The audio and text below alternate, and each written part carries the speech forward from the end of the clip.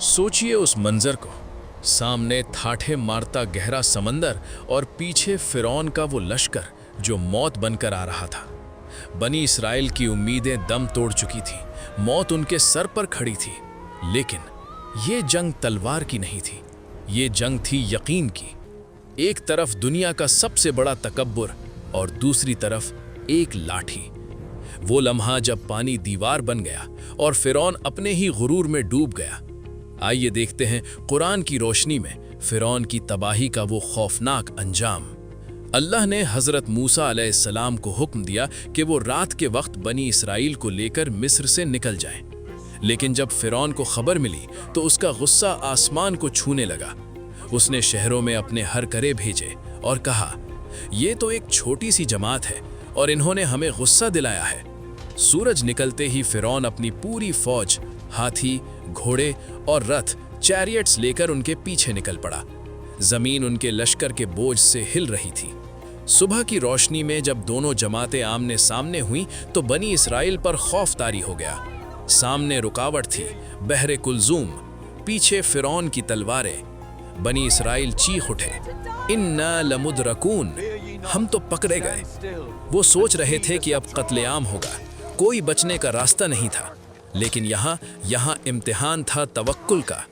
जब हर तरफ मायूसी थी तब अल्लाह के कलीम हज़रत मूसा अलैहिस्सलाम ने वो जुमला कहा जो आज भी तारीख में गूंजता है।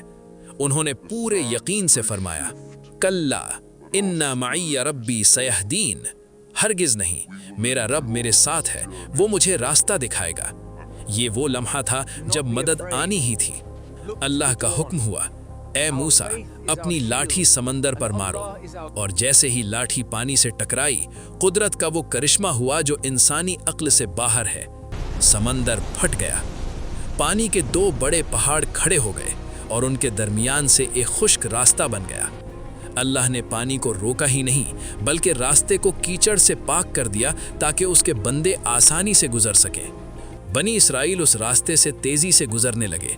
फिरौन वहां पहुंचा, उसे ये खुला मौजज़ा देखकर रुक जाना चाहिए था, तौबा करनी चाहिए थी। लेकिन तकब्बुर इंसान की आंखों को अंधा कर देता है। उसने सोचा ये रास्ता उसके लिए भी खुला है। उसने अपना रथ समंदर के बीच दौड़ा दिया। उसका पूरा लश्कर, घोड़े और सिपाही सब के सब उस सूखे रास्ते पर उतर गए। जब बनी इसराइल का आखिरी शख्स किनारे पर पहुंच गया और फिरौन का पूरा लश्कर समंदर के बीच में था, अल्लाह का हुक्म आ गया। पानी जो अब तक रुका हुआ था वापस अपनी जगह लौट आया। लहरों ने फिरौन और उसके लश्कर को चारों तरफ से घेर लिया। चीखों पुकार शुरू हो गई, बड़े बड़े रथ तिनके की तरह बहने लगे। जब फिरौन डूबने लगा, जब मौत ने उसके गले को दबोचा, तब उसका गुरूर टूट गया। वो चिल्लाया, मैं ईमान लाया कि कोई माबूद नहीं सिवाय उसके जिस पर बनी इसराइल ईमान लाए, और मैं मुसलमानों में से हूँ। लेकिन वक्त गुजर चुका था, दरवाज़ा बंद हो चुका था। अल्लाह की तरफ से जवाब आया, अब जबकि इससे पहले तूने नाफरमानी की और तू फसादियों में से था। अल्लाह ने फिरौन की रूह कब्ज कर ली, लेकिन उसके जिस्म को समंदर की लहरों से बाहर फेंक दिया। क्यों? ताकि वो क़यामत तक आने वाले लोगों के लिए इबरत बन जाए। अल्लाह फरमाता है, आज हम तेरे जिस्म को बचा लेंगे ताकि तू अपने बाद आने वालों के लिए एक निशानी हो। वो फिरौन जो खुद को सबसे बड़ा रब कहता था, आज रेत पर एक बेजान लाश बनकर पड़ा था। मेरे दोस्तों, फिरौन की कहानी सिर्फ एक बादशाह की कहानी नहीं है, ये जंग है ताकत और हक की। दुनिया में जब भी कोई फिरौन पैदा होता है जो कमज़ोरों पर जुल्म करता है, तो मेरा रब किसी न किसी मूसा को खड़ा कर देता है। समंदर आज भी वहीं है, फिरौन का जिस्म आज भी महफूज है, ये याद दिलाने के लिए कि बड़ी से बड़ी ताकत भी अल्लाह के कुन के सामने राख का ढेर है। अल्लाह हमें तकब्बुर से बचाए और अपना शुक्रगुजार बनाए। अगर इस वाक़े ने आपके दिल को छुआ हो तो वीडियो को शेयर करें।